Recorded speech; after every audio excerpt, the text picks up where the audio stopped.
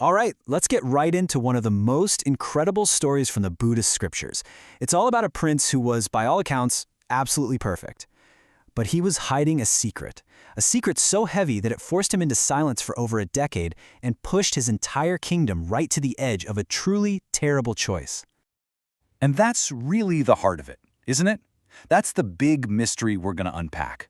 What on earth could be so powerful, so terrifying, that a prince would choose total silence, even when his own life and the future of his kingdom were hanging in the balance?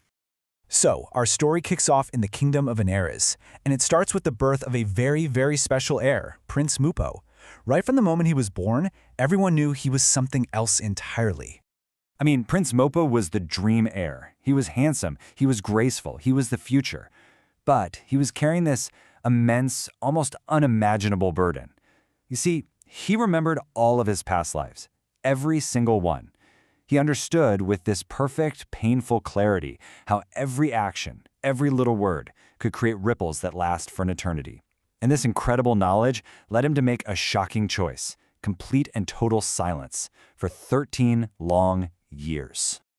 Now you can imagine, for his father, the king, this was an absolute catastrophe. His only son, the guy who's supposed to rule after him, seems to be mute, maybe even disabled. The king was just deeply, deeply ashamed. He was worried about being ridiculed by other kingdoms, and he was getting more desperate with every passing day.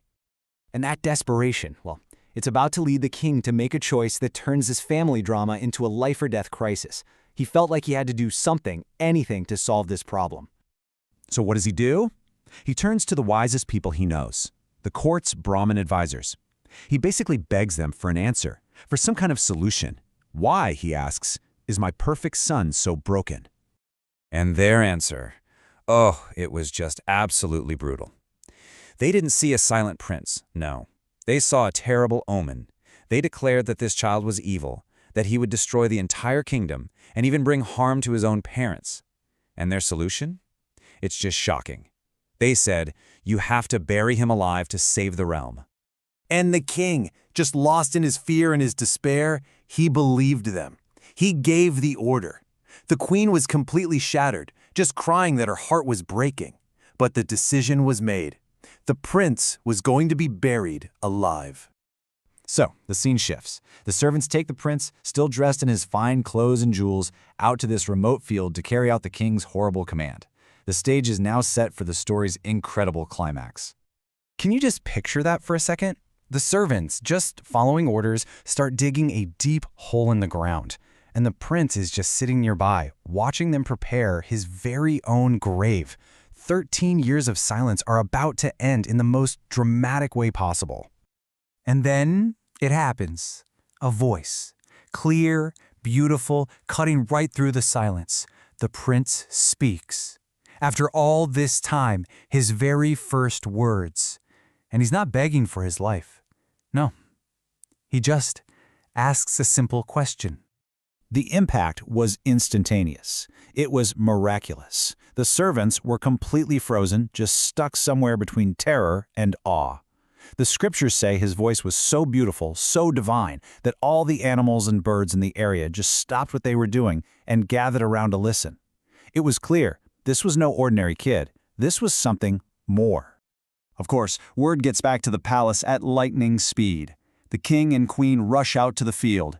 But this isn't quite the happy reunion you might be expecting, because the prince is about to finally reveal the profound and honestly terrifying reason for his 13 years of silence. The king is overjoyed. He's relieved, and he begs his son to come home, to take the throne. But Mùpò says no. He's already renounced the world. And then he explains why, by telling them a story from one of his past lives. He tells them that, in a previous life, he was a kind king named Sinian.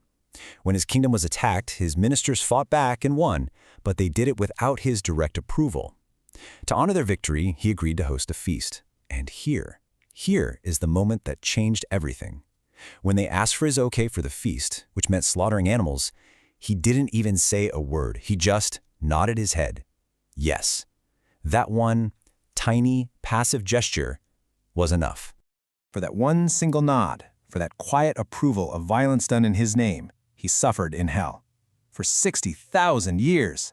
An absolutely unimaginable length of time for what seemed like such a minor thing. And that's the whole reason he tells his father, every time I even remember that, my body breaks out in a cold sweat. His silence, you see, it wasn't a flaw, it was a shield. It was his desperate attempt to not create any new karma, no matter how small, that could ever lead to that kind of suffering again.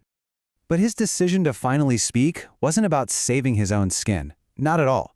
It was about saving everyone else and about connecting his own incredible story to a much, much bigger picture.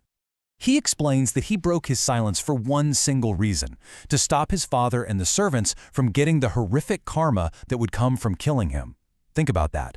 His first words in 13 years were an act of pure compassion, meant to protect the very people who were literally seconds away from ending his life.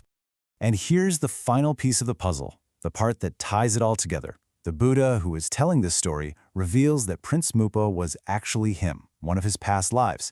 And the king, his father, that was King Suddhodana, his father in this life too. The mother was Queen Maya. That treacherous Brahmin advisor, that was Devadatta, the Buddha's future cousin and rival.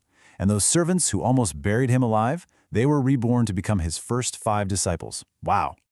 So, after all that, what are we supposed to take away from this wild and dramatic story? Well, it's a really powerful lesson about cause and effect, about karma. It's telling us that even the smallest things we do, the briefest words, a simple nod of the head, can have consequences that ripple across not just one lifetime, but many. And that kind of leaves us with a pretty deep question to think about. Prince Mufasa was so intensely aware of the weight of his choices that he feared a single word, a single yes. It really makes you wonder, doesn't it? What are the small nods, the tiny compromises, the seemingly insignificant yeses that we all make every single day? And what kind of unforeseen consequences might they be carrying?